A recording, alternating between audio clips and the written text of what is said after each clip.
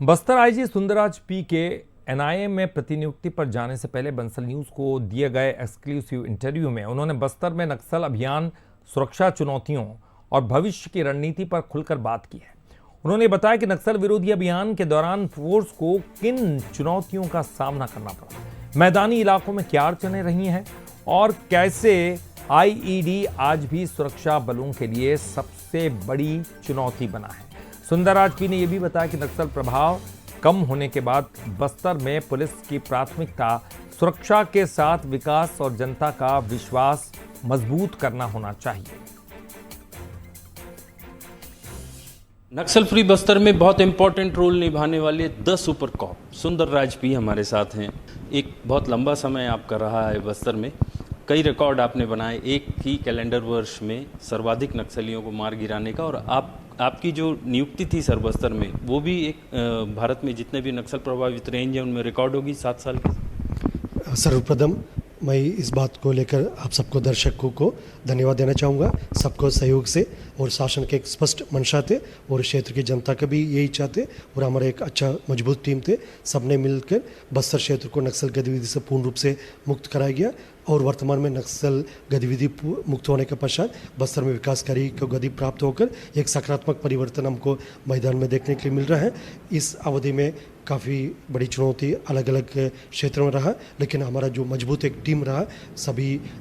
State police force से लेकर central paramilitary forces, जिसमें प्रमुख रूप से DRG, Bastar fighters, STF, cobra, CRPF, BSF, ITBP, SSB, Chhattisgarh arm police और अन्य जितना भी जो स्थानीय प्रशासन और कुछ एजेंसी सुरक्षात्मक प्रोटोकॉल से हम नाम नहीं ले पाते हैं, और क्षेत्र की जनता, जनप्रतिनिधि, मीडिया के साथीगण, ऐसा सभी ने मिलकर इस मिशन को आगे एक एक कदम मजबूती से लेकर गए थे और वर्तमान में हम नक्सल मुक्त बस्तर का एक संकल्प थे, उसको पूरा होते हुए देखने के लिए एक भाग्य मिला है और इसके लिए सभी बधाई के पात्र हैं और शासन का एक स्पष्ट इरादा भी थे, मंशा भी थे, वो कहीं ना कहीं अभी पूर्ति होकर हम सबको देखने के लिए मिल रहा है। सर, जो डेडलाइन सेट की गई थी उसके बाद कौन से ऐसे हर्डल्स थे जिनको आप बड़ी चुनौती के रूप में फोर्स देखती थी? बस्तर में नक्सल विरोधी अभियान के दृष्टिकोण से देखा जाएगा, सबसे प्रमुख चुनौती हमेशा ही रहती है इधर का जो भौगोलिक परिस्थिति है, क्योंकि पहाड़ी नदी नाला का क्षेत्र है, घना जंगली इलाका है और माओवादी द्वारा हमेशा एक जंगल वॉरफेयर टैक्टिक्स है ना,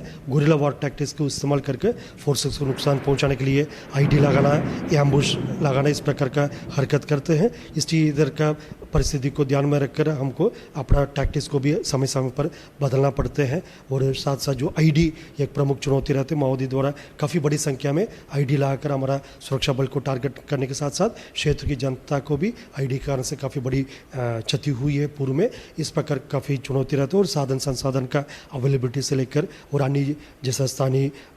जो विषय रहते हैं, इधर अलग अलग क्षेत्र में अलग अलग भाषा बोली बोले जाते हैं, उसको समझना हमारा फोर्सेस को, उसी प्रकार के जो स्थानीय कल्चर को भी समझकर उसी हिसाब से कार्य को अडॉप्ट करना, इस प्रकार कई चुनौती रहा, लेकिन हमारा फोर्सेस इस सभी चुनौती को काफ़ी अच्छी तरीके से समझने के पश्चात शासन के मंशानुरूप पुलिस मुख्यालय के दिशा निर्देश अनुसार एक अच्छा कार्य योजना तैयार करके उसको मैदान में क्रियान्वयन किया।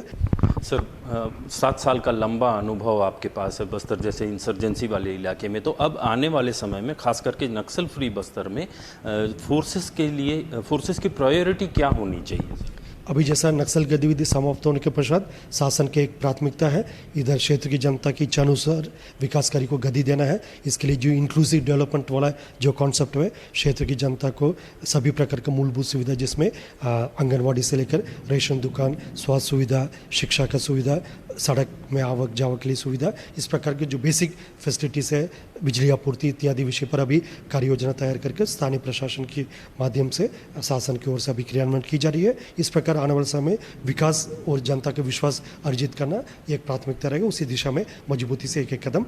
पुलिस और स्थानीय प्रशासन आगे बढ़ते जा रहा है। तो ये थे आईपीएस सुंदरराज पी सर, जिन्होंने लंबा समय बस्तर में बिताया और अब एनआईए में प्रतिनियुक्ति पर जा रहे हैं पूरे 5 साल के लिए। उम्मीद करते हैं कि जिस तरीके की उपलब्धियां उनको यहाँ बस्तर में मिली, वैसी ही उपलब्धियां उनके हिस्से एनआईए में भी आएंगी। कैमरा पर्सन गोविंद के साथ रजत वाजपेयी, बंसल न्यूज़, जगदलपुर।